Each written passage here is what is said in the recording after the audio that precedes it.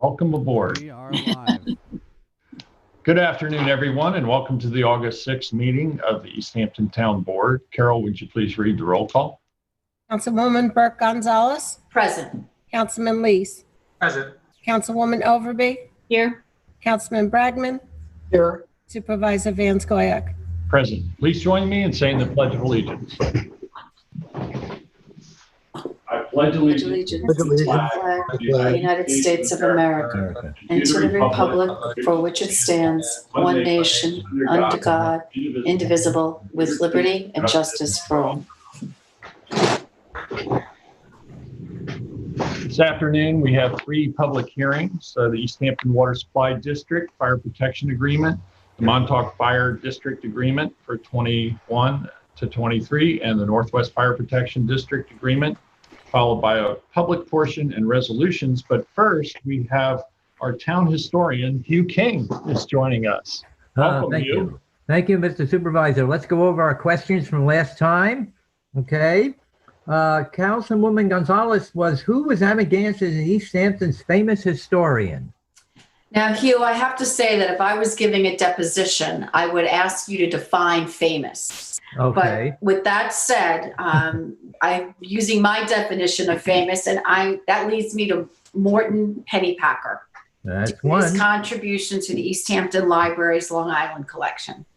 And the other possible answer would be Well, I was going to say Carlton Kelsey. Exactly. And then there's Hugh King.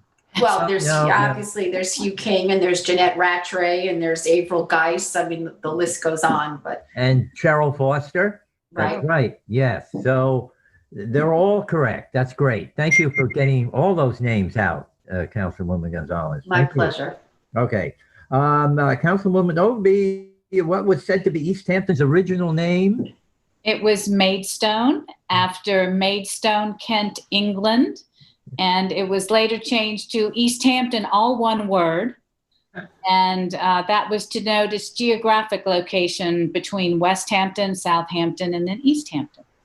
Right. And one of the reasons why we have so many Maidstone names is in the early 1900s, there was another move to change the name of East Hampton back to Maidstone. That's why we have the Maidstone Club, the Maidstone Arms, Maidstone Lane, Maidstone Park. That was all in the early 20th century. Good. Thank you. The Councilman Lees, what was the free life and what happened to it? It's what my older daughter wants, and she's not going to have it yet. That's excellent. The free life was it was a balloon that made an attempt to cross the fourth attempt to cross the Atlantic on September 20th, 1970. It was actually launched on the banks of Accabonac Creek from George Sid Miller's grazing fields on Springs Fireplace Road. Unfortunately, disaster struck about 30 hours later, and they were never found. I actually had a discussion with Norma Edwards about this, who witnessed it, actually. She did not go out to the grazing pasture, but she described it as a beautiful day, and it was a happening. It's what she said. And if you don't mind me sharing something No, go ahead. for us all, I actually read this in the Star.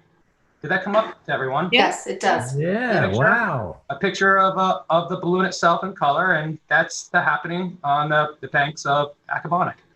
Wow.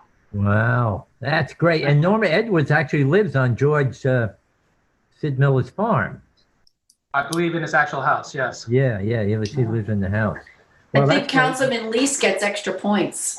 No, that was good. Everybody gets He brought visual aids. No, okay, all right. Supervisor Van Scoyac was what famous minister lived in the present East Hampton Village Hall? That would be Lyman Beecher. It sure would. And Lyman Beecher fathered 13 children. He's noted for being the co-founder of the American Temperance Society. And drunkenness at the time was called intemperance.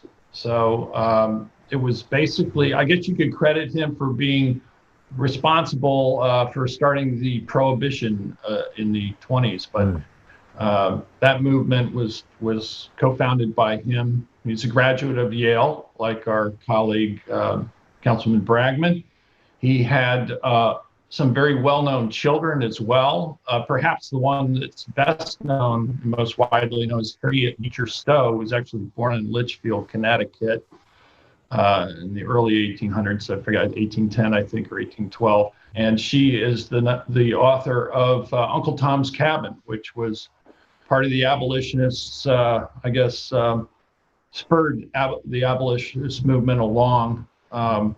The family was quite involved with the ministry. I think at least three of the sons became pastors. Henry Ward Beecher was caught up in a scandal. He was a preacher, but he was caught up in a scandal for alleged adultery, and it was so scandalous. It was at the time, took a whole discussion of Reconstruction off of the front pages of the papers, and it lasted for about 2.5 years with all sorts of. It's a crazy story. He was a son of a Beecher, and Edward Beecher, also a preacher. Isabel Beecher and Catherine were both also outspoken. I believe Catherine started the whole idea in America of pushing forward for kindergarten education. And Isabella was very much involved with the suffragette movement and for pushing for women's rights and that they should take a more active role in society, becoming police women and taking on other traditional male roles. So it's a really interesting family, and it's worth spending some time reading about each and every one of them. Thank you. Isn't it funny that Beecher was our fourth minister, and the reason he left was because he wanted more money.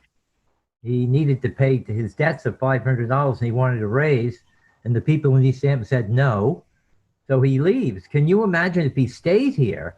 Maybe Harriet wouldn't have written the book, and the course of history would have been changed. But that was very thorough. Thank you very much. It's good that the people of East Hampton were so frugal, because it spurred them on to other pastures. I think his salary was something like $300 a year, and after 5 years it increased to $400, which I read was the equivalent of about $7,000. So his wife started a private school, which he taught at to help make ends meet.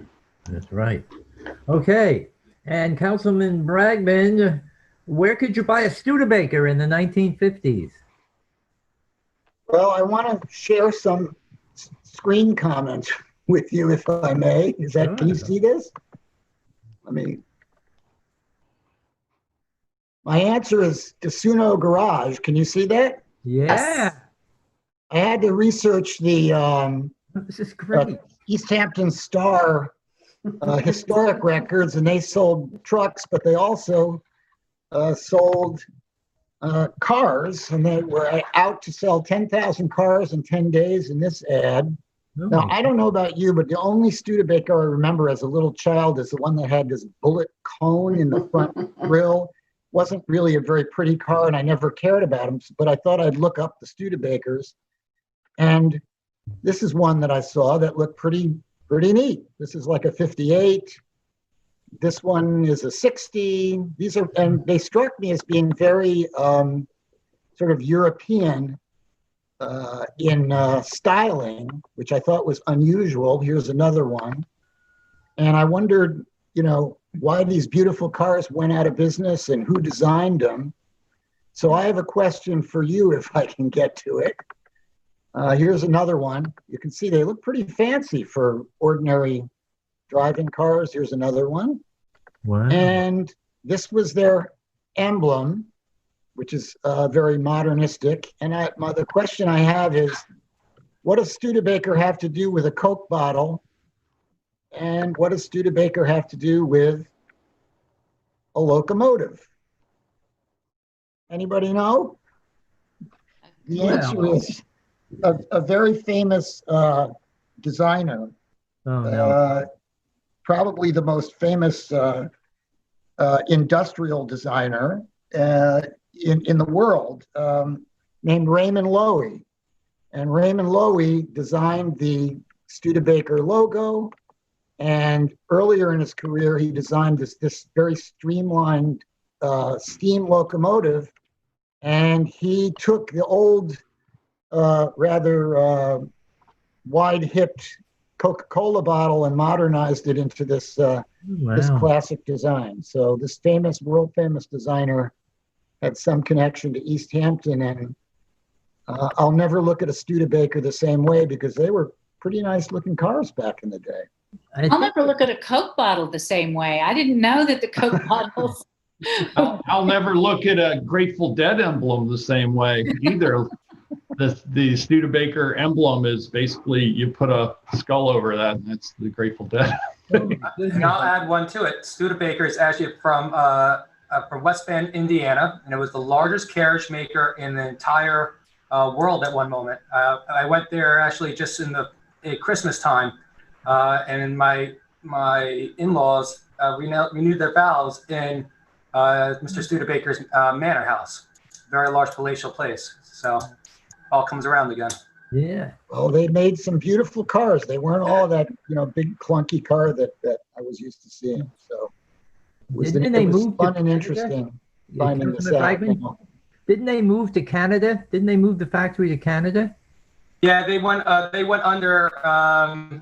The son enjoyed spending money too much. Yeah. Oh, I that's think at great. one point they merged with Packard. I think they were having trouble competing with Packard, and Packard took them Oh. over.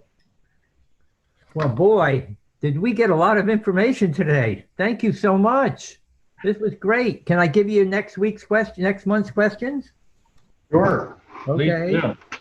Okay, Councilman Bragman, your question is, where did the children in Springs first go to school? Councilwoman Overby, what U.S. president married a woman from East Hampton? And it was not John Kennedy. I got it. I know. Okay. Okay. Supervisor, what was Rowdy Hall and where was it originally located? Dang.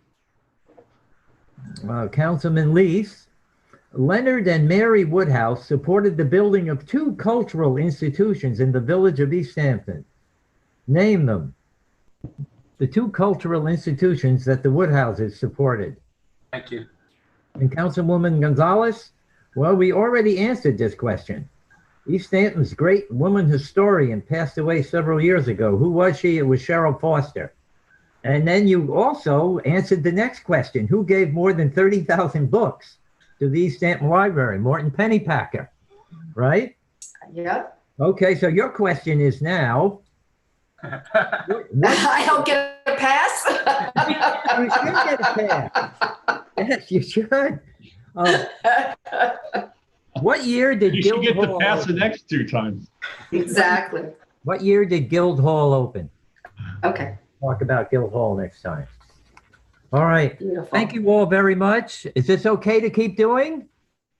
Sure. Yeah, absolutely. This is a lot of fun and it's very informative. And I think the general public will enjoy hearing about our splendid history. So thanks so much for joining us, Hugh. Okay, take care. See you next You time. too. Be well. Thanks, you. Bye-bye. Say So I have goodbye. one more order of business that I just wanted to bring up before we get started with the meeting. I have a proclamation for Christine Goddard, who's known as Chrissy. She was born July 20th, 1920 in Scotland. And before coming to East Hampton at age 18, Ms. Goddard lived in the Orkney Islands, which was the site of a British Royal Navy base that played a role in both major world wars, I and II. And she was a plane spotter there. Ms. Goddard worked in East Hampton Village at Marley's and longtime stationery store on Main Street, and later the File Box. And whereas Ms. Goddard found time, even while working, to give back to her community, serving as Girl Scout leader for Brownie Troop, and whereas Ms. Goddard is a special member of our community, known for her kind heart, sweet soul, and beautiful smile. Therefore, be it proclaimed, East Hampton wishes a happy 100th birthday to Chrissy Goddard. And thank you for your service within the community and your achievements. Wow. Nice. Well done. So happy 100th birthday. Yeah. We have 3 public hearings, as I mentioned at the onset of the meeting. The first one up is a notice of public hearing for the East Hampton Water Supply District Fire Protection Agreement. Carol, you have a hearing notice to read. I do. Before I do that, I will read the COVID disclosure that will cover all 3 hearings. Thank you, Carol. Due to the public health and safety concerns related to COVID-19, the town board may not be meeting in person. In accordance with the governor's executive order 202.1, the August 6, 2020 meeting of the town board is expected to be held via video conferencing, and a transcript will be provided at a later date. The public will have an opportunity to see and hear the meeting live and provide comments. The public can watch the live meeting on local TV channel 22 and live online from the public meetings link on the LTV website. If any interested members of the public would like to provide comments on public hearing, comments can be called in during the meeting at the call-in number provided therein and on the town's website and displayed on the live feed at the time of the hearing, 351-888-6331. Pursuant to the requirements of the executive order of the governor of the state of New York, a transcript will be prepared for the public hearing and a copy shall be filed with the town clerk and placed upon the town's website. And comments will be accepted in writing by the town board to be received by email to cbrennan@ehamptonny.gov or by mail to the town clerk, 159 Panago Road, East Hampton, and actually received by close of business on August 13th, 2020, or 1 week after the posting of the hearing transcript, whichever is latter. Please check the meeting agenda posted on the website for any changes to the instructions to access the meeting or for updated information.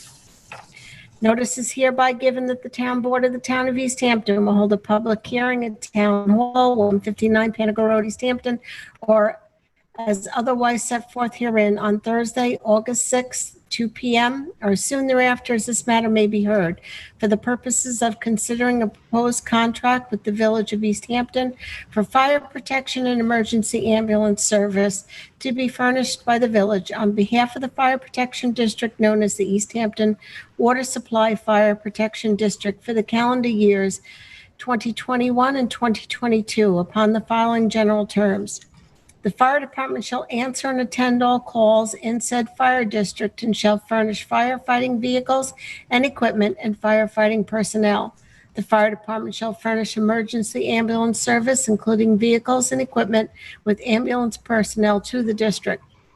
For such services during each 12-month period of 2021 and 2022, East Hampton Town shall pay a sum of $891,935 for each calendar year as follows: $571,378 to the Village of East Hampton for fire protection services, $137,221 to the Village of East Hampton for ambulance services, $98,979 to the East Hampton Fire Department, Cedar Street, East Hampton, $59,612 to the East Hampton Village Ambulance Association, and $24,745 to the Village of East Hampton for the maintenance of fire wells and cisterns, making the town's total cost for the fire protection and ambulance services under the contract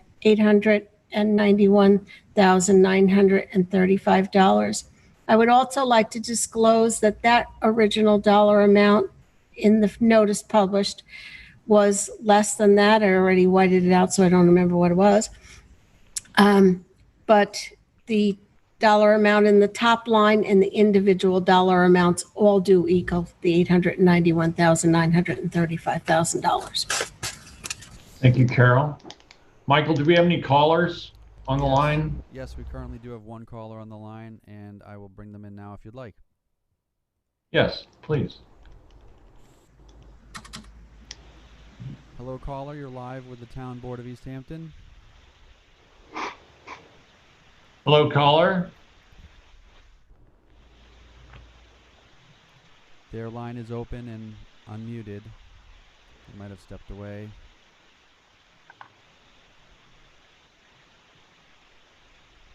Do you have anyone else in the queue, No, Michael? I don't. That's the only caller currently. Okay, you want to? If you'd like, I can mute them and we can come back. I'll need to move on and close the hearing, but I'd like to be able to take their comments if they're calling for that purpose. So Sure. if you There is could a try new to raise caller them actually again. right now too. Okay, we'll take the next caller then. Okay, one moment. You can mute them. They actually just hung up, unfortunately. Maybe they'll call back. So there are no present callers other than the first caller that wasn't available.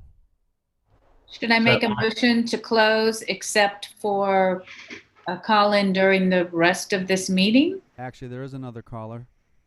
Okay. We're going to take that caller. And see The if only they're, problem you have to realize is if they're not calling for this hearing, it's still going to be part of this hearing. Okay. that's why I'm going to ask them if the purpose of their call is Okay. for the hearing. Unfortunately, all right, let's try this again. Here we go. Hello. Hello, are you calling regarding the East Hampton Fire Department protection agreement? I am. This is David Buddha. Good afternoon. Hi, David. How are you? One quick I knew question. that. Very good. One quick question. I'm sorry. Which one are we on? The East Water Hampton Supply Water District? Supply District Fire Protection Agreement, the first hearing. okay. Actually, I have questions with regard to the second and the third. So I will defer. I will wait. Thank you. Okay, thank you, David. We'll get back to you. Michael, are there any other callers on the line? Just that first one, if you'd like. They hung up. No, there's nobody else. Okay, so we'll get Mr. Buddha back on the call for the next hearing. I'll entertain a motion to close. A motion to close? So the record will be held open for 2 weeks after the publication of the transcript. Do I have a second? All in favor? Aye. Aye. Passed and carried. Carol, if you read the next hearing notice.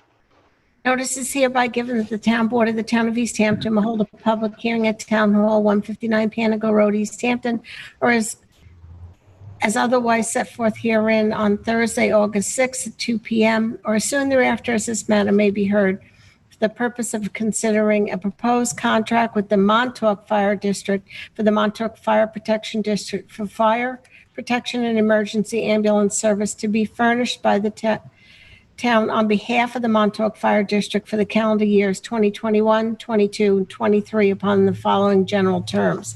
The Montauk Fire District shall answer and attend all calls in said Montauk Fire Protection District and shall furnish firefighting vehicles and equipment and firefighting personnel. The Montauk Fire District shall furnish emergency ambulance service, including vehicles and equipment and ambulance personnel to the Montauk Fire Protection District.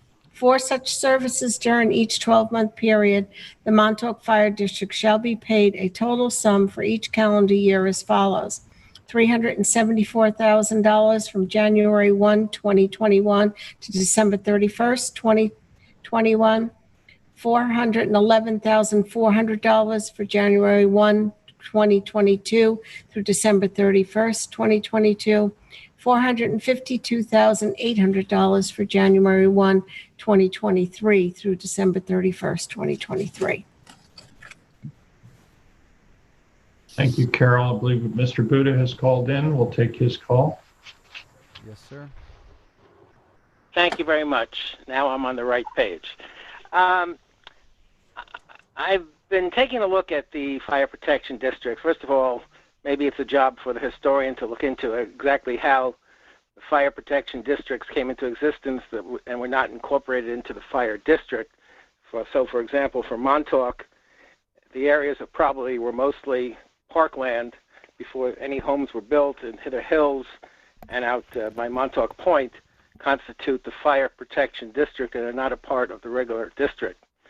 I don't know why. It seems like an anachronism. I don't know why the Montauk Fire District doesn't incorporate those into the district. But as a result of not being in the district, there seems to be an anomaly that I think you should take a look at. Whereas the other two fire protection districts that you're dealing with today are each getting a 3% increase for next year. This one is proposed to have a 10% increase for each of the next 3 years, so a 30% aggregate increase over the next 3 years. And more importantly, if you take a look at the tax rate imposed upon the tax-paying properties, which are very few in number, only 136 tax-paying properties exist in the Montauk Fire Protection District. Their fire protection rate, tax rate, is astronomical. It has increased 3.5 times since in the past 5 years, and with this proposed 30% increase, it's going to go substantially higher and much, much more of a higher tax rate than any other fire district.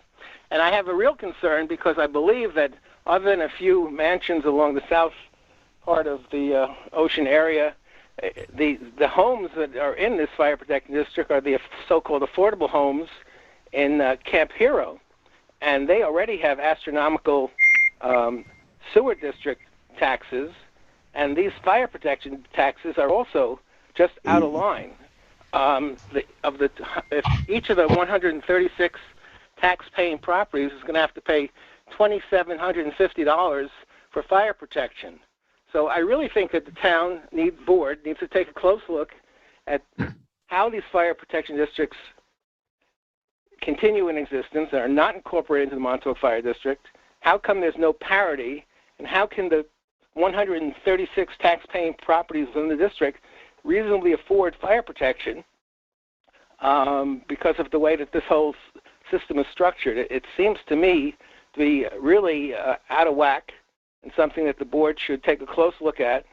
And it seems like when it comes time to approve these fire protection district budgets, there's never any discussion or explanation of how the numbers are developed, how they are applied.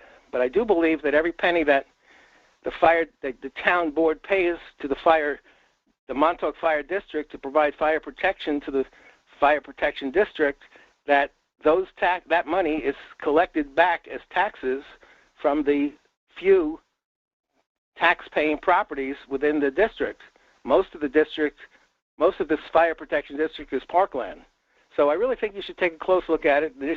You should explain to me and to the interested public why there's a 30% increase proposed over the next 3 years, why the tax rate has gone up more than 3 times in the last 5 years, and whether or not there's a better system for allocating fairly the cost of fire protection to all residents of Montauk. And those are my comments. Thanks, David. I'm happy to address that. You're not really comparing apples to apples in it, and I think what's important to understand, first of all, the district in Montauk has some significant additional costs. This time around, they have $330,000 worth of communications radio equipment that's being upgraded. They had they have to replace their breathing apparatuses as mandated by the state requirements, and that's in the $300,000 to $600,000 range. In addition to that, they had a 12% increase in the contract that with the village over dispatch. And then the biggest reason that Montauk is higher is that they have a paid EMT service, and that's significantly more expensive. So that's the reasoning for that. As to the jurisdictional boundaries and whether or not they would incorporate the protection districts into the actual district, that's something they could take up and look at. I don't really know the answer other than to say that I believe you're correct in that those areas were developed after the creation of the original Montauk Fire District, and as such, they were outlying areas that the Montauk Fire Department then took within fire protection. It's a somewhat similar situation in Councilman Bragman's neighborhood, where I live, also in Northwest. It's a separate fire district. The protection district is served by the East Hampton Fire Department through a separate agreement, and is not incorporated into that entity. It's theoretically, Amagansett could cover parts of Hither Hills. It's not as close, obviously, and so I think those protection agreements are up for negotiation from time to time. Let me just comment that I appreciate that Montauk Fire District has extraordinary expenses that you all mentioned, but what I'm focusing in on is the disparity of impact on those small number of tax-paying properties that are not within the boundaries of the district and those that are therefore within the fire protection district. The tax rate for those people within Montauk Fire District versus outside of the fire district is tremendously different in amount. Does that include portions of the old highway? Because I think, I know what's been done in Northwest is that they took the assessed valuation of the properties and based it on that.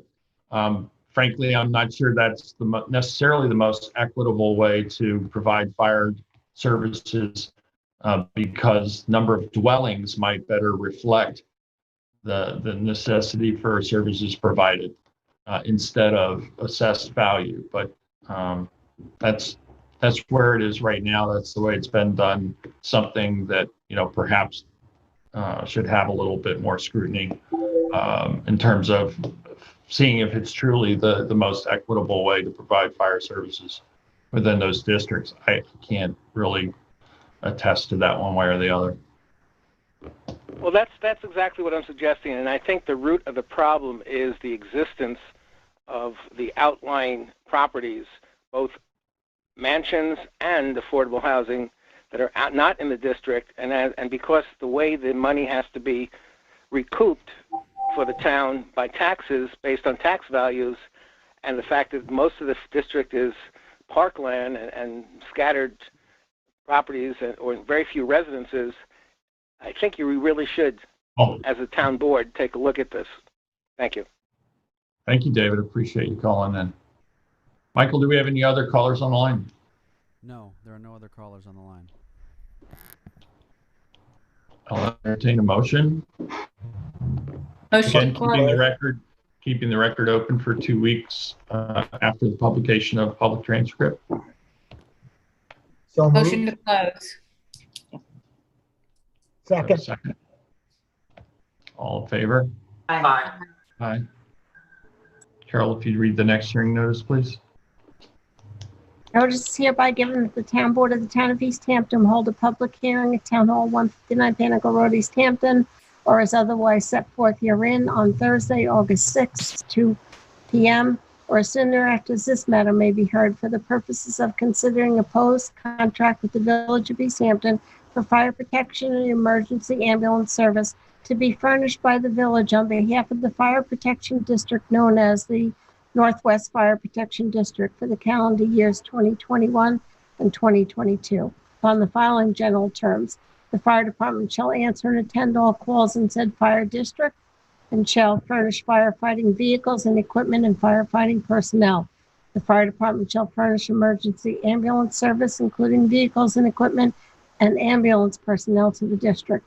For such services during each 12-month period of 2021 and 2022, East Hampton Town shall pay the sum of $1,728,756 for each calendar year as follows: $1,205,743 to the Village of East Hampton for fire protection services, $230,576 to the Village of East Hampton for ambulance services, $185,584 to the East Hampton Fire Department on Cedar Street in East Hampton, $76,484 to the East Hampton Village Ambulance Association, $30,369 to the Village of East Hampton for the maintenance of fire wells and cisterns, making the town's total cost for fire protection and the ambulance services under this contract $1,728,756. Michael, do we have any callers on the line? Yes, we still have Mr. Buddha is the only caller available. If you'd like, I can open that back up. Yes, please open it back up and see if he would like to comment on this. Thank you. The new fire substation, which I understand had its opening just recently, Well, provides... actually, the official ribbon cutting will be tomorrow at 1 p.m., socially distanced. Okay, I guess there was some newspaper report that it was ahead of its time, but all right. The new substation provides benefits, obviously, to the Northwest Fire Protection District, and I guess also to the Water Supply Fire Protection District. How are those costs of the village for that facility going to be passed on to the appropriate beneficiaries of the new substation, particularly in light of the fact that, as far as I'm concerned, the real rationale decidendi for it being built was to reduce homeowners' insurance fees. To build a substation less than 2 miles from the main station was kind of a luxury. So my question is, since this is just a 3% increase for both of these two road fire protection districts, will the village be passing along to the town fire protection districts the true cost of the new fire station? So the town will be paying those bond notes separately from this agreement. It's not within this particular agreement. They're providing the services, but as you noted, it's on town property, and the impetus for putting it there was to provide more efficient and quicker responses to some of the outlying areas of Northwest, particularly in landfall, where because of the remoteness and the physical distance, people were paying 2 to 3 times as much for their insurance, which reflected the fact that they were so remote and would take additional time to respond in case of a fire. So that's the way that's being handled, because the village provides that service to Northwest Fire Protection District. At some point in the future, when that agreement expires, if those in the district wanted to seek the services from Sag Harbor, for instance, the village wouldn't be responsible for the bonding on that structure. I guess I'm taking them back, because I was under the impression that, because although it's town land, I thought that it was the village that was going to front the money for the building of the substation, because it's going to be used by their fire department, and that the town was going to have to pay for it through the means of paying these payments that you make for the fire protection districts. Are you saying that the town itself has bonded for the building of that structure? I'm saying the debt service is paid separately from the funding in this agreement.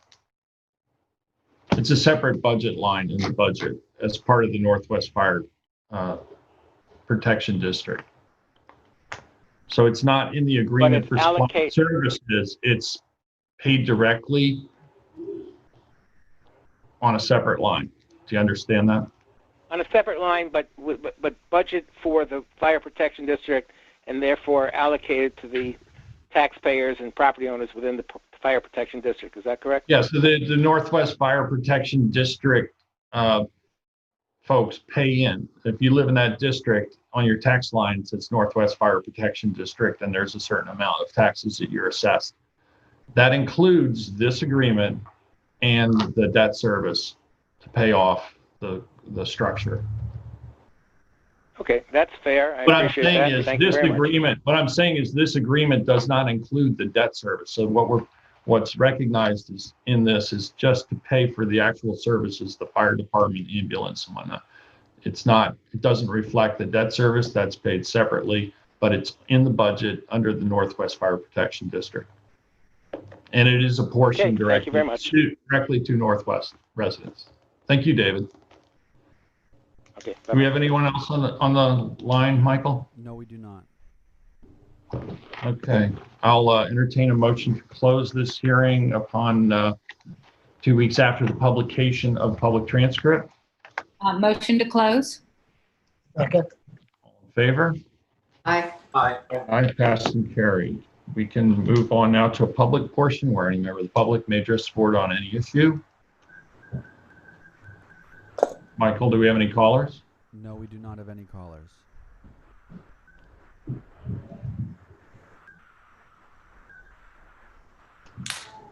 Michael, do we have any callers? No, we do not. We do not have any callers. Okay, at this point, we'll move on to resolutions, and if Excuse me, somebody Mr. calls Supervisor, in, I'm we'll sorry to try. interrupt you, but a call just came in. Okay, Literally great. that second. I will, Okay, excellent. I will unmute this So caller let's right hear now. from the public. Yes, hi, David, Charlie Whitmore. Hi, Charlie. How are you? I'm well, thank you. Boy, this is strange, but I'm going to continue. It's a bit awkward. Question. I just viewed the. I'm sorry. Let me get this adjusted. Bear with me just a minute so I can. I was just viewing the planning department as they reviewed the new Stony Brook annex, the proposed Stony Brook annex on the Pantego Place fields. And I was quite impressed. You know, they have so many bells and whistles on that thing, and I thought it was a lovely presentation. So I just have a few questions regarding that site and the recreation issue in general. Question, does the town have a recreation committee to review these recreational decisions that the town has been making recently? Yeah, in terms of decisions, there was quite a process of vetting sites for the potential emergency satellite Southampton Stony Brook emergency room. And through that process, we also looked for additional relocation ultimately because the site selected was Pantego Place. And that committee, and I think you actually commented on proposals, the proposal for those fields to be built at Stevenhands Path to replace the ones that are going to be displaced. Right. So, but yeah, there was a committee that reviewed that, and in terms of developing those fields, we haven't moved forward on that yet. We certainly, as I said before, when you addressed us on that issue, that we encourage when we get around to discussing that, having involvement, and we'd be happy to put together a committee to help us work through the particulars of how to develop that site. But right. our what I'm really concerned about is the process and how this process was performed as you're describing.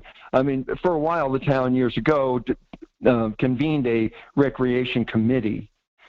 And at the time, it was a sitting recreation committee. I don't know if it still exists, so that's my question.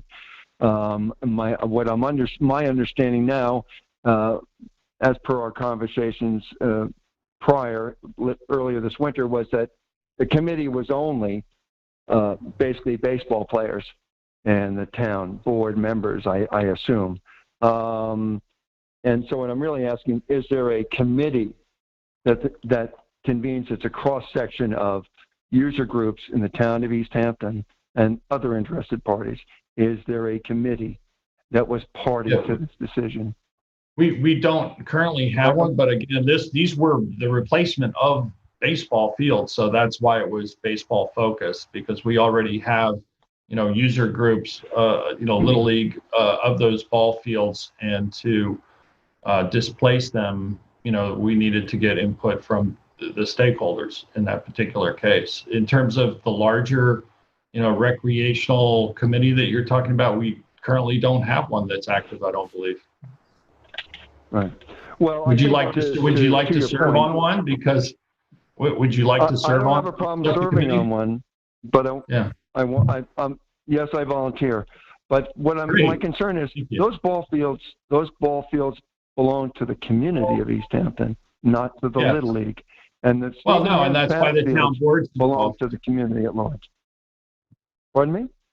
I said that's why the town board's involved in that process. The community elects us to serve them, and again, right.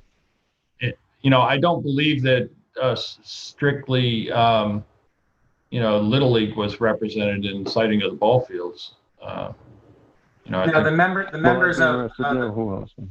yeah, Charlie, the members of the Little League Ball Field Relocation Committee span high school coaches, adult users, Little League representatives. So it's a broad spectrum that's on it. It's just not Little League players Right. or the Little League board. It's others also in the committee. And softball also. Right. Of course, baseball people were involved. I understand what you're saying. However, regarding a decision on the Stephen Hans Path site, you do not. It belongs to everyone. There are other user groups on the site that will be affected. That's why, of course, I encourage you to have a master plan for that site, a park plan for that site.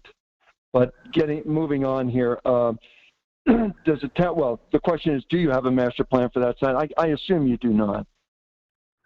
we do not at that time. And when you addressed this topic with us before, we explained that, we haven't actually moved forward on developing that yet. We're really kind of in the earlier planning stages for the hospital. That's at least 2 years out. Again, I'm happy that you're interested in participating and would volunteer on a rec committee to help develop a comprehensive plan at Stephen Hans site. I think, having community involvement and all the users and stakeholders, potential users, existing users, all involved is an important part of the process. We just haven't begun that process yet. And, obviously I understand, right? Okay. Right. I mean, we've really been dealing strictly with the pandemic for the last 4.5 months, Charlie, since you last came to the town board meeting just before the pandemic. And, we have not really focused on it. Yeah.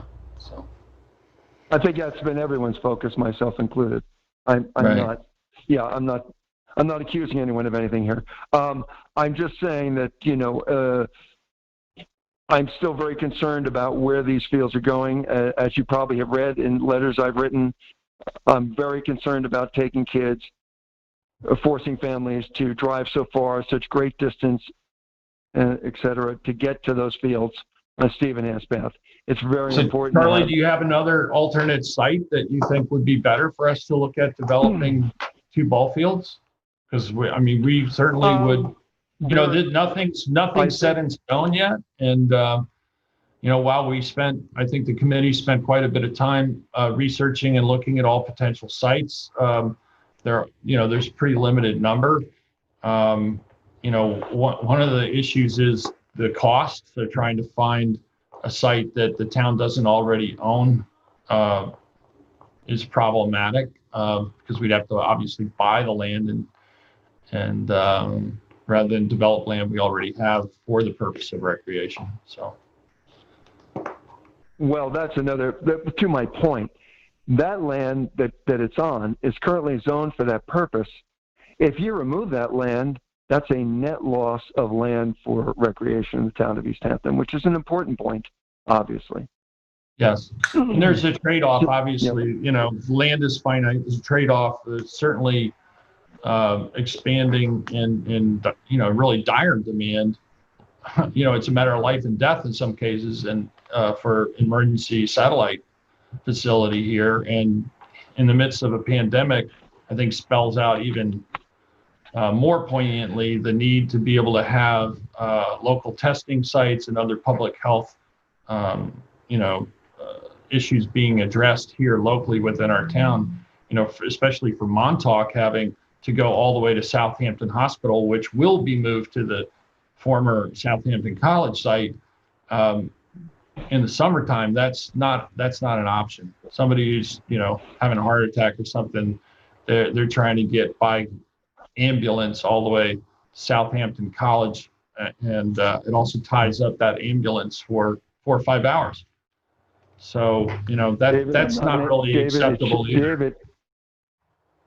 David, it's not an either or proposition. I'm not saying that. Pardon me? It's Peter. Peter, I'm sorry. Yeah, that's okay. I'm not even looking at the television, so I'm sorry. No, that's why I mentioned it, because obviously you're talking to somebody else. Yeah, no, that's not the issue. I'm not trying to make it, I haven't tried to make it an either or. I understand the need, and that's not my issue. My issue is how do we accommodate both? There's no doubt about it. Also, the town, as I know it, and let me go back and as I reviewed it, and I know some of the sites, I review it in my mind. There are many sites that for Little League to be playing baseball, other sites in town of East Hampton. I don't know them all off the top of my head. I wasn't privy to the meetings that you had.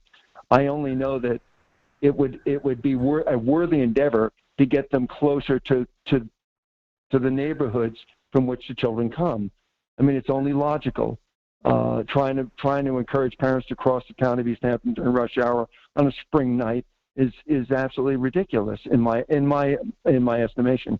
I mean, we want to mitigate traffic issues or all kinds of issues that come into this.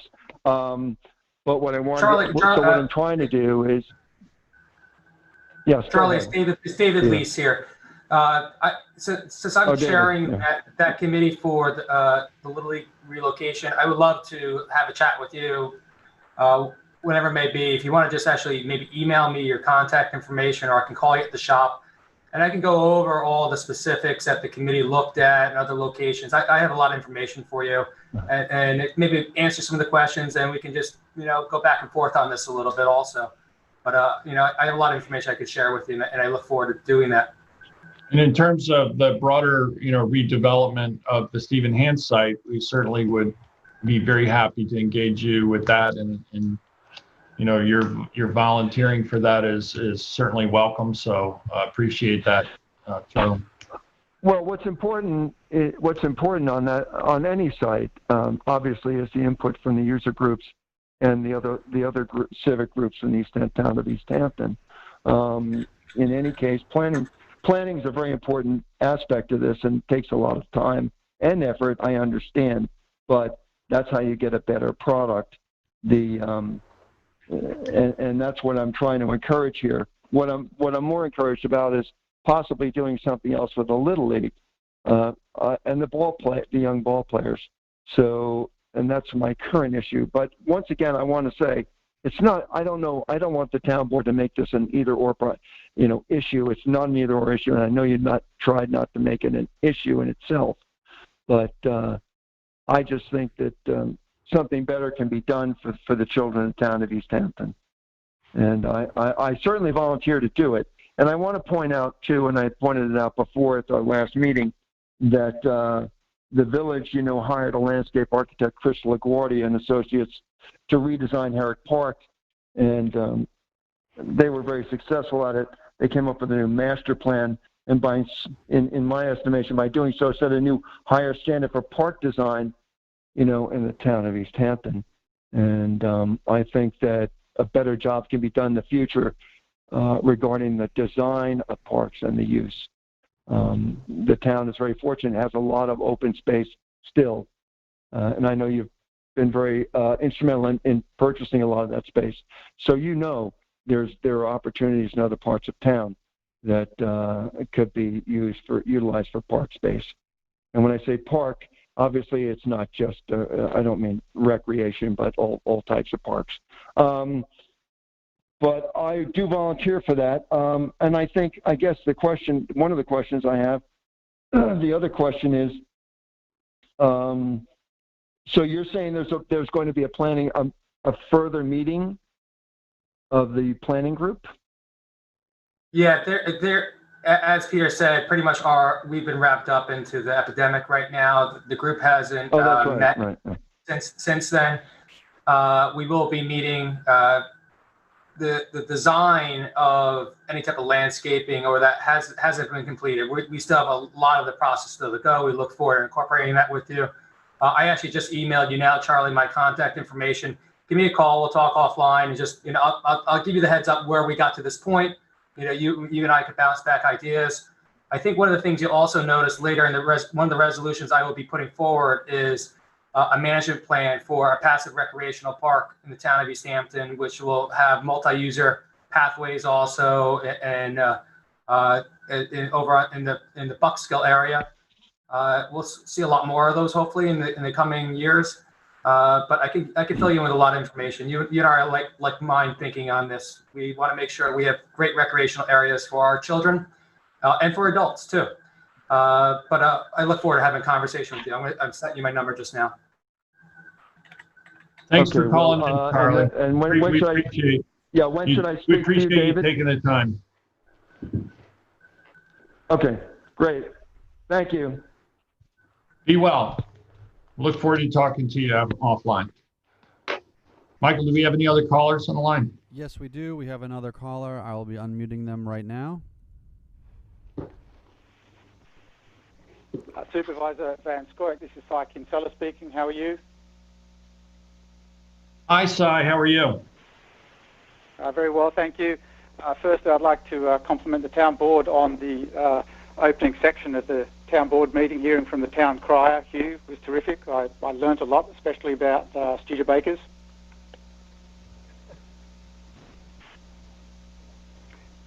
I have a question.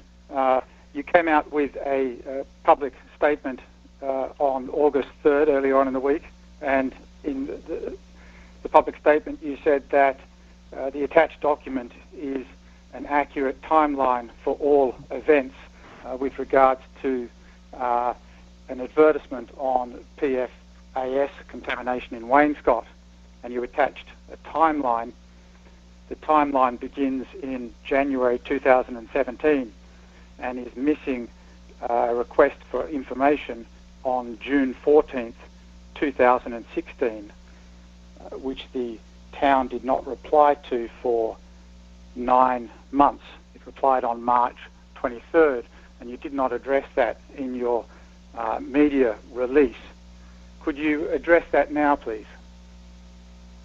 I don't have that in front of me, but if I recall correctly, that relates to outreach from the DC about whether or not the town stored or used PFOA, PFOS, acquiescent firefighting foam, and I believe that was filled out by Jamil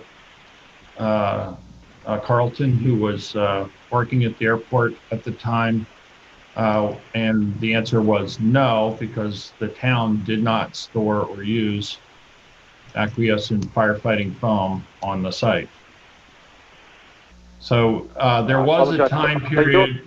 There was a time period between that originally, and it was. I think he believed that since they didn't, actually store or use, that they weren't required to do anything further.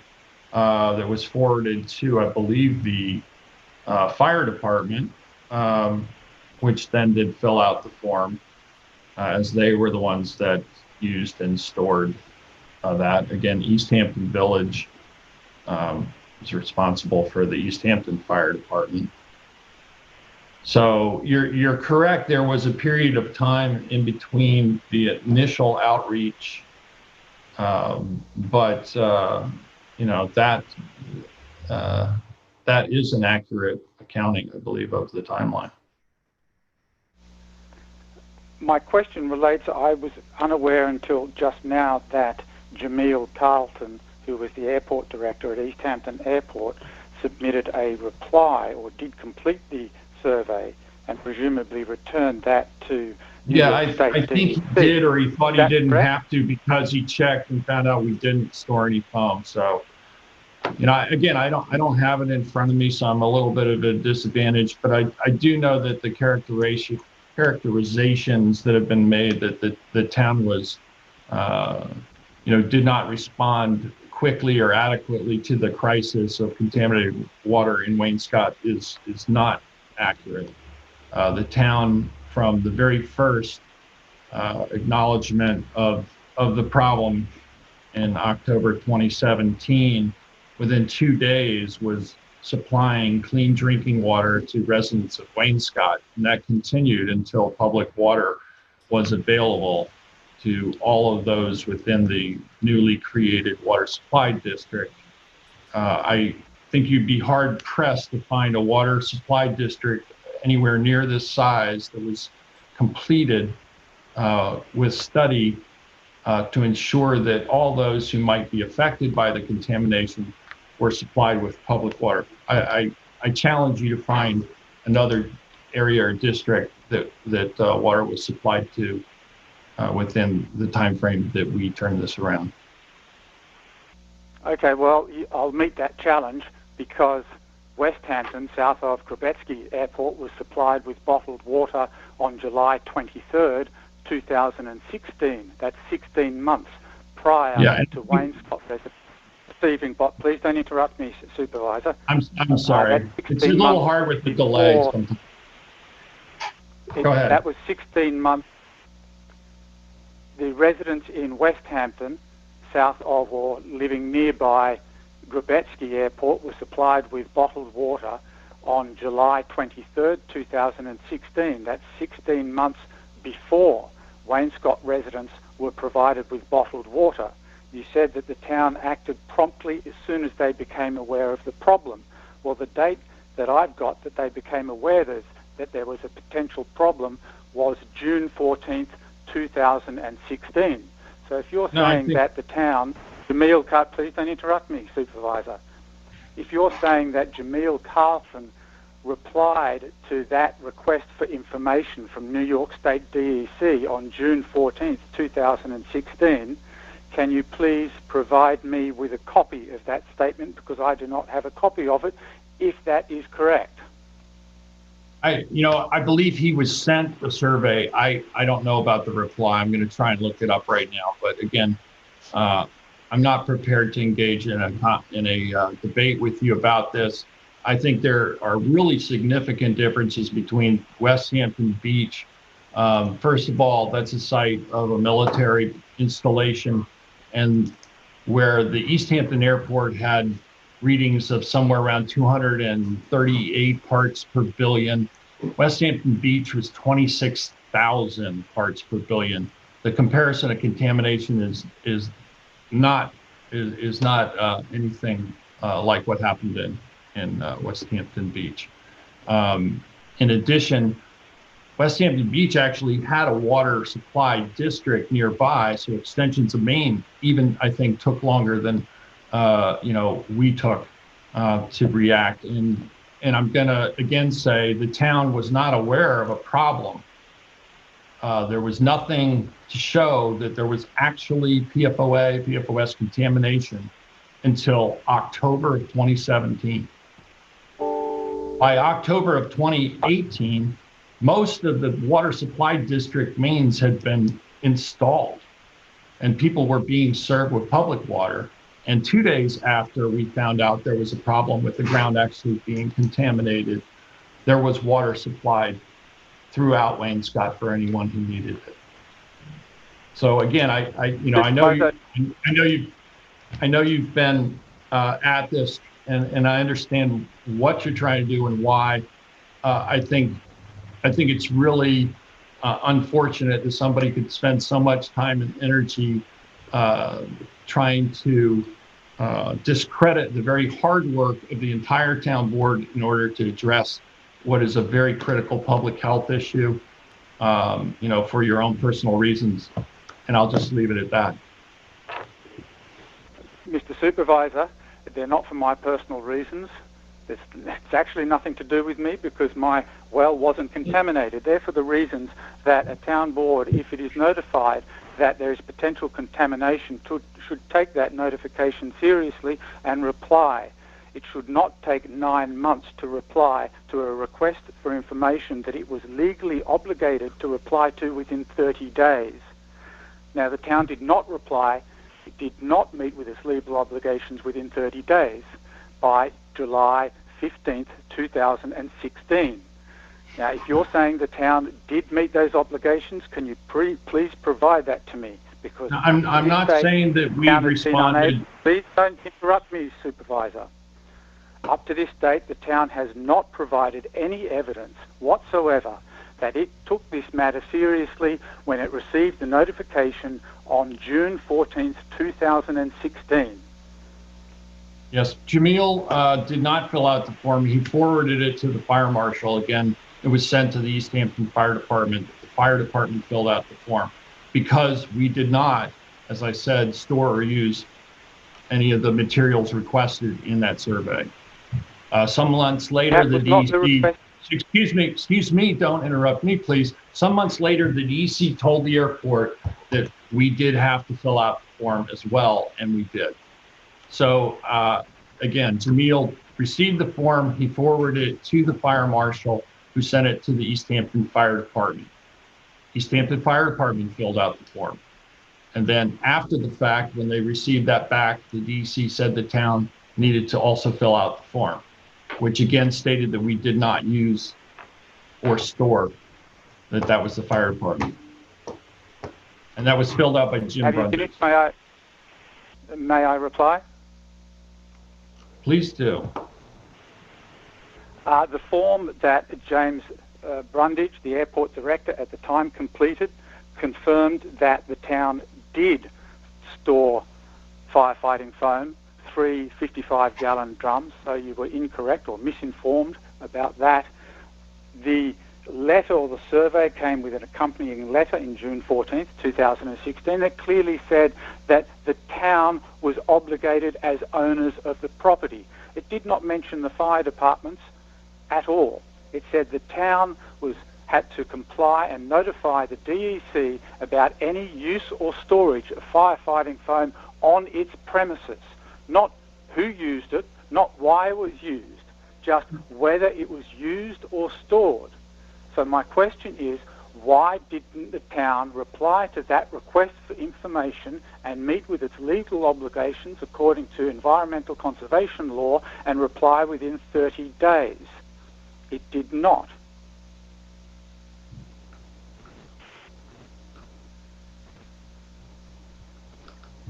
Mr. Supervisor, are you going to answer the question? You just answered the question. I'm not going to answer any more questions from you, Cy. I'm not going to debate you on this matter. It is personal, and I could explain why it's personal.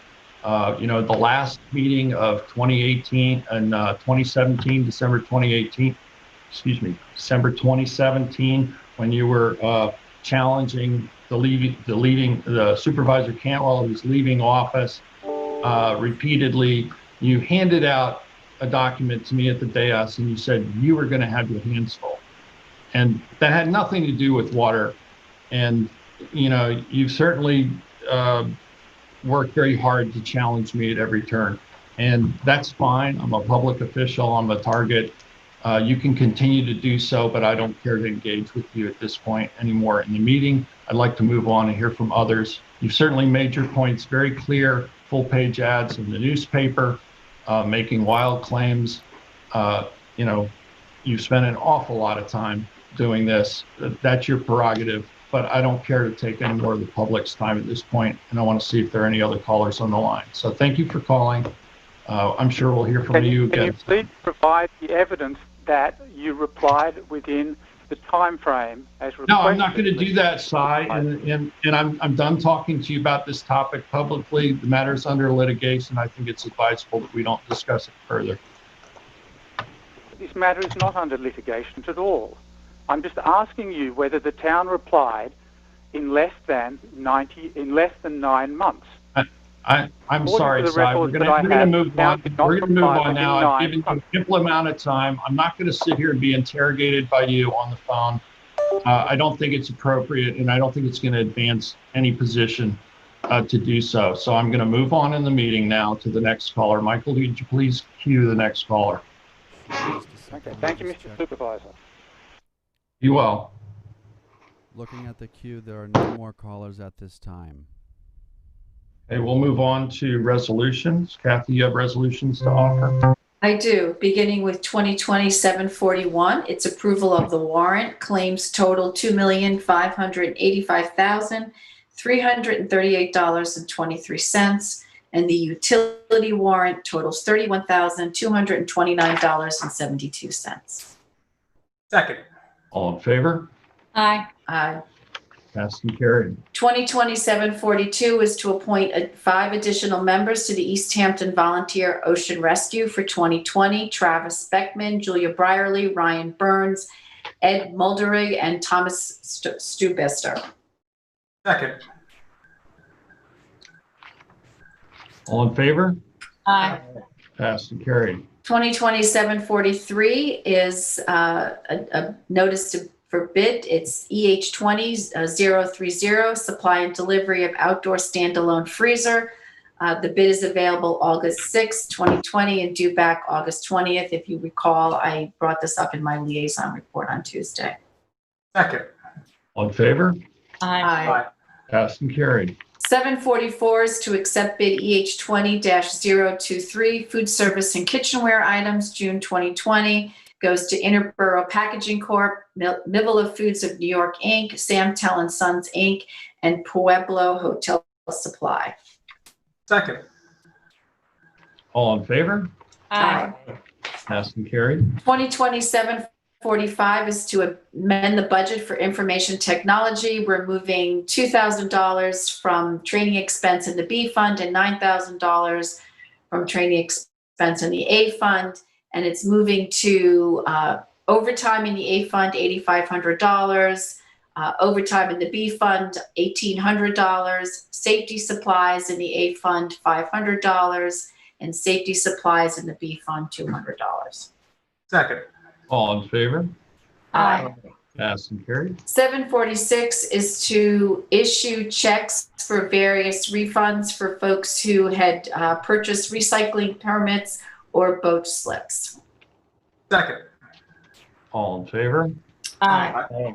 Passed and carried. I'd like to offer 2020-747 is to appoint a full-time automotive mechanic to the Parks Department, Paul Trela. He has been hereby appointed to the full-time position in the Parks Department at hourly rate of $22.16 per hour, $46,101.12 annually. Grade 20 starting step for a 40-hour work week to be paid bi-weekly, effective August 7th, 2020. Second. All in favor? Aye. Aye. Passed and carried. 2020-748 is to appoint seasonal recreational aide in the Recreational Department, Jeremy Webb, at the hourly rate of $14, effective August 7th, 2020. Second. All in favor? Aye. Passed and carried. 2020-749 is to appoint seasonal custodian to the Parks Department, Claire Hunter, seasonal position, custodial worker 1 in the Parks Department at an hourly rate of $22 per hour to be paid bi-weekly upon proper submission of time records, effective August 8th, 2020. Second. All in favor? Aye. Passed and carried. 2020-750 is to appoint seasonal park attendant in the Recreation Department, Jennifer Jameson, to be appointed an hourly rate of $18 per hour, paid bi-weekly, effective August 7th, 2020. Second. All in favor? Aye. Aye. Passed and carried. 2020-751 is a status change from part-time to temporary seasonal for Susan Beckwith. She is currently a part-time office assistant with the Recreation Department, and her services are now needed on a temporary seasonal basis. Ms. Beckwith will be hereby change her status from part-time to temporary seasonal with no change in the hourly rate or budget account, effective retroactive to July 20th, 2020. Second. All in favor? Aye. Passed and carried. 2020-742 is to change the title for lifeguard Lila Ferraro. And resolution 20. Did I say it wrong? I thought you said 42. 752. I apologize. And resolution 2020-502, and Ms. Ferraro was appointed to the Advanced Ocean Lifeguard in the Recreation Department, and she's hereby promoted to senior lifeguard at the hourly rate of $16.50, effective retroactive to May 23rd, 2020. Second. All in favor? Aye. Passed and carried. 2020-753 is the title change for seasonal recreational aides, where these following employees were previously appointed to the title recreational aide. Superintendent John Rooney has requested that the following employees be promoted to the title park attendant for the remainder of the 2020 season at an hourly rate of $18 an hour, with no change in budget accounts effective retroactive August 1st, 2020 for Jason Desner, Dorothy Mosley, Tri Nigwin, Carla Walsh, and Charlotte Vogel. Second. All in favor? Aye. Passed and carried. I'd like to offer 2020-755 as the amended resolution 2020-416 for the title of Cheryl Carter. She was incorrectly appointed to the title of recreational specialist. We'd like to appoint her to the title of recreational leader with no changes in the hourly rate, schedule, or budget account retroactive to April 19th, 2020. Second. All in favor? Aye. Passed and carried. 2020-754 is the amended resolution 2020-659 for the title for Andrea Burrell and Mr. William Hartwell. They are incorrectly listed as recreational aides, and both would be hereby appointed to the title of recreational specialist in the recreational department with no changes in hourly salary, schedule, or budget account retroactive to July 3rd, 2020. Second. All in favor? Aye. Passed and carried. 2020-756 is the amended resolution 2020-690, the budget account, where Sophia Taylor and Callum Hoffner were appointed to lifeguard positions in the recreational department, paid from the budget account A7020.51200. Let it therefore be it that they would now be paid bi-weekly from the budget account A7180.51200 upon proper submission of time records retroactive July 2nd, 2020. Second. All in favor? Aye. Passed and carried. 2020-757. This is for the Avalon Lakefront Resort Incorporated, the Authorized the CPF Project Plan Edition, whereas the town board had a public hearing that was held on May 7th, 2020 at 11 a.m. To adopting the revised community project plan, this community preservation project plan, to include the lands reportedly owned by the Avalon Lakefront Resort Incorporated, identified in the county tax map as 327-4-29. The location of this is at 136 Second House Road in Montauk, approximately 3.1 acres of developed land, whereas now acquisition of this property is considered an unlisted action pursuant to SECRA, and then also resolve that a negative declaration is hereby made moving forward. Second. All in favor? Aye. Passed and carried. 2020-758. The Avalon Lakefront Resort Incorporated, this is for acquisition, authorized that CPF acquisition and amended 2020 Management and Stewardship Plan for the Avalon Lakefront Resort Incorporated, located at 136 Second House Road in Montauk, Suffolk County Tax Map 300-27-4-29. The town board held a public hearing on May 7th, 2020 to consider the acquisition of approximately 3.1 acres of land located at 136 Second House Road. The purchase price is $2.9 million. The whereas the purpose of the said acquisition is a park, nature preserve, or recreation, and that we held the public hearings open for the amount of time as requisite by the state's executive order, moving forward with the purchase. Second. All in favor? Aye.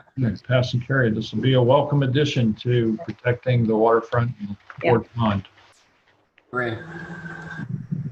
2020-759. This is for the Buckskill Meadow Trunzo Preserve Management Plan after hearing, whereas the public hearing was held by the town board on May 21st, 2020 regarding the proposed management plan for the Buckskill Meadow Preserve located at 138 and 148 Buckskill Road and 58 and 66 Towee Trail, Wainscott. Whereas the Buckskill Meadow Preserve Management Plan was made available in the town's clerk's office and the town's website for public review and comment, and oral written comments were officially recorded in this public hearing. I'd like to move forward, resolve that the town, that the Buckskill Meadow Trunzo Preserve Management Plan dated the February 7th, 2020 is hereby adopted with no financial impact. Second. All in favor? Aye. Passed and carried. Like to offer 2020-760. This is for the Helen E. Searing Project Plan Addition Authorizing Resolution, whereas the public hearing was held on May 28th, 2020 at 11 a.m.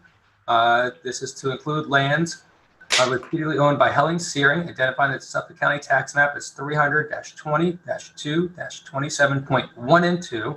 Whereas the town board has considered the comments of all persons regarding this local law, both submitted in writing and presently or presented orally at the town board hearing. This acquisition is a property considered to be an unlisted action. And whereas now is resolved that a negative declaration is hereby made pursuant to SECRA. I'd like to move forward for this property. It's approximately 3.3 acres of land, of developed land, and 2.23 acres of underwater land on East Lake Drive. Second. In favor? Aye. Aye. Passed and carried. And 2020-761 is the Helen E. Searing authorized the CPF acquisition and amend the 2020 CPF Management and Stewardship Plan, again for Helen Searing at 105 East Lake Drive, tax map 300-20-2-27.1 and 2. Again, we had the public hearing on May 28th, 2020 to consider this acquisition, whereas the promoter owner has expressed a willingness to sell property in fee simple with the remainder life estate in favor of Helen Searing to the town for the proposed purchase price of $2.93 million for the purpose of said park, nature preserve, and recreational area. And I'd like to move forward that the monies would be put forward by using the Community Preservation Fund budget. Financial impact again is $2.93 million. Second. All in favor? Aye. Passed and carried. Again, another wonderful property that will help us preserve our surface waters and our shorelines. This one in Lake Montauk. Thank you. Agreed. I'd like to offer 2020-762. This is an approve a change order 1 for EH 20-004 for the Amagansett Municipal Parking Field construction for South Fork Asphalt, where the town board selected South Fork Asphalt as the lowest bidder for this project with bid specifications in proper form. Whereas during the construction, unknown subsurface conditions were revealed requiring a change in specifications to include the removal of unstable clay layer. We have a letter dated from L.K. McLean Associates dated from June 19, 2020. The total additional cost of the town for the construction work was $29,920.51. This will then bring the total cost of the revised contract at $603,409.66. And just a side note on that, that is still within the budget for that has been set aside for this project. Second. All in favor? Aye. Aye. Passed and carried. I would like to also offer 2020-763. This is a notice to bidders for EH 20-029 for the police parking lot reconstruction bid. The bids will be available August 6, 2020, and the bids are due back September 3rd, 2020. Take note that sealed bids will be received by the senior purchasing agent at 159 Panago Road, East Hampton, on September 3rd at 3 p.m. prevailing time, and they will be open publicly and read aloud for the police parking lot reconstruction. Specifically, specifications may be examined and obtained by emailing J. Carrozza, so JCarroza at ehamptony.gov or purchasing at ehamptony.gov or by calling 631-324-4183. The Office of Senior Purchasing between the hours of 9 a.m. and 4 p.m. Monday to Friday, excluding holidays, beginning today. And these specifications would bid, each proposal must be submitted in a sealed envelope, clearly marked Police Parking Lot Reconstruction, bid number EH 20-029. Second. All in favor? Aye. Aye. Passed and carried. Lastly, I'd like to offer 2020-764 is to approve the pay of the 2019 invoices for highway. These are for unpaid invoices for Robinson Oxygen and Medical. One invoice for $41 and another for $16. Second. All in favor? Aye. Passed and carried. Resolution 765 is a notice to bidders EH 20-032, refuse collection truck 2020, bid available August the 6th at 2020, and its bid is due August 20th, 2020. Take notice that sealed bids will be received by the purchasing agent on Thursday, August the 20th at 3 p.m. prevailing time. when they will be publicly opened and read aloud for the refuse collection truck 2020. Second. All in favor? Uh, Resolution Carried. 2020-766 authorizes CPF water quality funding for projects in the first round of 2020. We reviewed a number of projects that were submitted to the CPF Water Quality Improvement Advisory Committee requesting funding and decided upon several water quality improvement projects, all of which were consistent with regional water quality improvement plans and would provide measurable water quality improvement for the Peconic Bay region. The Natural Resources Department reviewed them and has provided environmental review documents indicating that none of the projects would cause significant adverse impacts. That's known as a negative declaration. And the following projects are approved in this resolution. There are 8 of them. Wastewater treatment improvement, 51 South Edgemere. The funding award was $200,000, and it would treat restaurant and inn flow to reduce pollutants. The second one is wastewater treatment for Gardner's Marina to upgrade a commercial sanitary system to a new low nitrogen wastewater treatment system in the amount of $58,760. The next one is wastewater treatment improvement for the Montauk Library to treat their septic flow to reduce pollutants to Fort Pond in the amount of $126,282. That's the award. The next one was wastewater treatment for the Sag Harbor Episcopal Church, again to upgrade an existing not-for-profit sanitary system to a new low nitrogen system. The award was $143,830. The next one was to the Wainscott Sewing Society to upgrade their sanitary system in the Wainscott Chapel, $36,655 was the award, and it's the end to a historic bathroom in that building. And the next one was Whalebone Village, wastewater treatment improvement, again, for a new low nitrogen wastewater system. Amount of the funding was $375,000. The next one was Village of Sag Harbor to create excess capacity at their sewage treatment plant. The funding award was $72,400. The next one was installation of a bioswale along Methodist Lane in the village of East Hampton to treat non-point source pollution in a Hook Pond watershed, and the amount of that award was $127,468. And that's it. Second. All in I'm favor? Aye. Favor? Aye. Aye. Passed and carried. Next resolution is 2020-767. The town currently uses Vector airport systems for noise, to control noise and operations and monitor them. And the agreement originally authorized those services at a cost of $72,250. We've renewed the agreement for a slightly reduced cost to $69,636 for 3 years.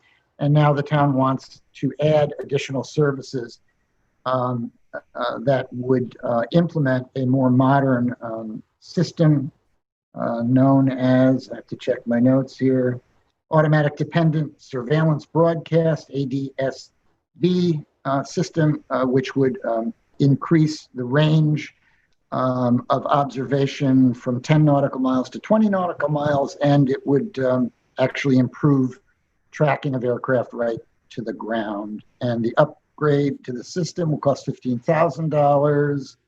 And this resolution authorizes getting the additional services and maintenance at a cost of $15,000 a year for a total cost of $84,636 per year for the remainder of the contract year. Second.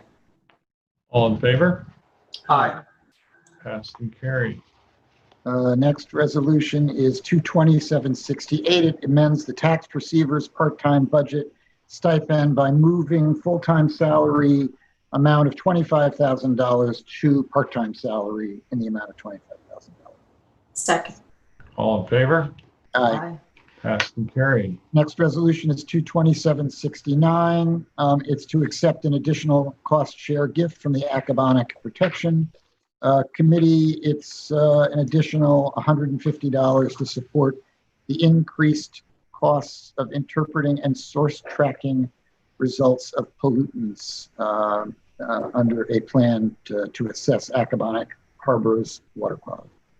Second. All in favor? Aye. Aye. Passed and carried.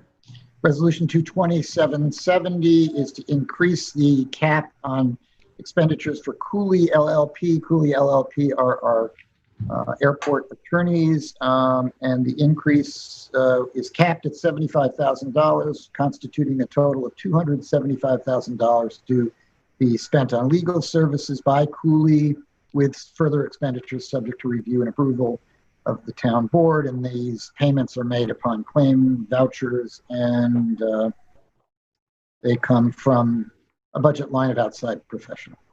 Second. All in favor? Aye. Aye. Passed and carried. Resolution 2020-771 is a budget amendment for the airport, in which we are moving $2,500 from subcontractors line to office expense line in the same amount, $2,500. Second. All in favor? Aye.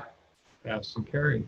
Resolution 2020-772 is to amend a prior budget account resolution relating to Luis Vera, part-time custodian at the airport, and it resolves that he is paid bi-weekly upon proper submission of time records, effective retroactive June 7th, 2020.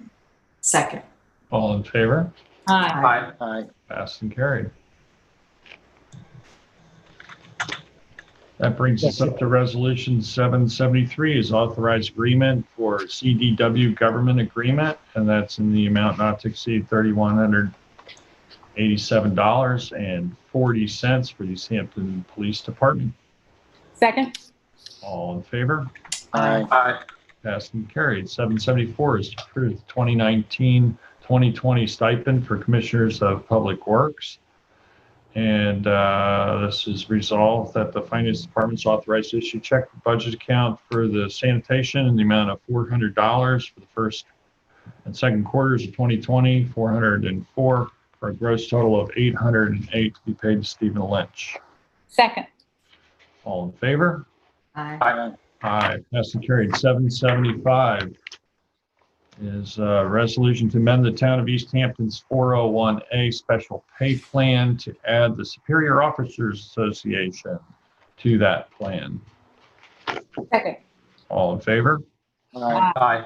Aye. Passed and carried. 776 is extend agreement RFP 2017-117 professional engineering services for town projects 2018. K. McLean Associates, and that will be effective retroactive and including June 27th, 2020, and shall be effective through and including June 26th, 2021, unless terminated prior in accordance with the extension agreement.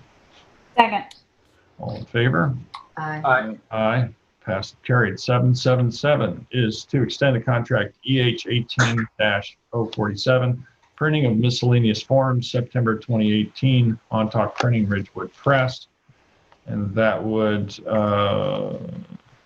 let's see, Montauk Printing, Ridgewood Press would be in accordance with the town bid specifications for a period of 1 year to be effective from October 5th, 2020 through October 4th, 2021. Second. All in favor? Aye. Aye. Aye. Passed, carried. 778 is to extend contract EH 18039, annual drainage contract A, B, and C, Patrick Bistrian Jr. And the total cost is $124,655 for contract A, $124,655 for contract B, and $139,495 for contract C. Second. All in favor? Aye. Aye. Passed and carried. 2020-779 is notice of bidders EH 20-33 cell tower climbers for town 2020. Bid available August 13th, 2020. Bid due August 27th, 2020. Second. Anybody wants to climb towers? All in favor? You first. Aye. Aye. Yeah. Passed and carried. 780, notice to bidder, EH 20031, t-shirts, sweatshirts, and other items. And the bid is available on August 13th, 2020, and due back September 3rd, 2020. Second. All in favor? Aye. Aye. Aye. That's carried. 781 is RFP EH 2020-106, wireless telecommunications consulting services.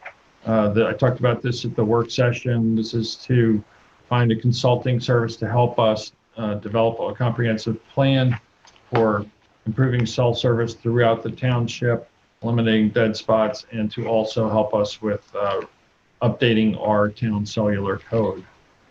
And the proposal is available August 13th and due back September 10th. Second. All in favor? Aye. Aye. Aye, passed and carried. 782 is budget modification for special districts. And that would be making, make corresponding modification to the interfund transfer, and that's $211,443.43, appropriate B fund. Second. All in favor? Aye. Aye. Passed and carried. 783 is budget modification for unemployment, and that's moving $30,000 from full-time salaries and finance, unemployment from health insurance, retirees, and $15,000 to unemployment. Second. All in favor? Aye. Aye. Aye, passed and carried. 784 is to amend the budget for building maintenance, and that is moving from telephone $4,500 to building maintenance in the amount of $4,500. Second. Sorry. All in favor? Aye. Aye. Aye, passed and carried. 785 is to amend budget for animal control, overtime, and vehicle repair, and that's moving $6,410 from contingency and $4,500 from full-time salaries to motor vehicle repair in the amount of $6,410 and overtime in the amount of $4,500. Second. All in favor? Aye. Aye, passed and carried. 786 is to amend budget for finance overtime, and that's moving $4,000 from health insurance to $4,000 in overtime. Second. All in favor? Aye. Passed and carried. 787 is a budget modification for highway, and that's moving $15,000 from snow overtime to part-time overtime, full-time salaries in the amount of $35,000 to overtime, and $25,000 in full-time from sanitation to overtime and sanitation. Second. All in favor? Aye. Aye. Aye, passed and carried. 788 is budget modification for the harbor masters. And that's moving $750 between lines to uniforms and the same amount. Second. So it's printed twice. All in favor? Aye. Passed and carried. Have a walk-on resolution.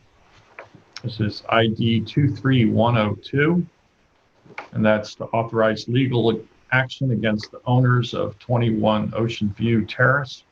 Be it resolved that the town board hereby authorizes the office of the town attorney to initiate, prosecute, and resolve legal action.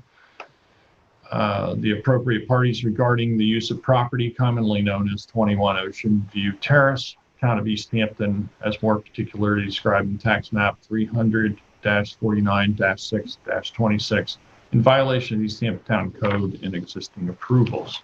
Second. All in favor? Aye. I pass and carry. Are there any other matters to bring before the board? I make a motion to close. I'm going to just check with Michael and see if we have any callers on the line. Michael, do you have any callers waiting? We did actually, but that caller has since hung up, so there are no more callers on the line. Okay, entertaining a motion to close. Motion to close. All Second. in favor? Aye. Aye. Pass and carry. Thank you very much, everyone. Stay safe and be well.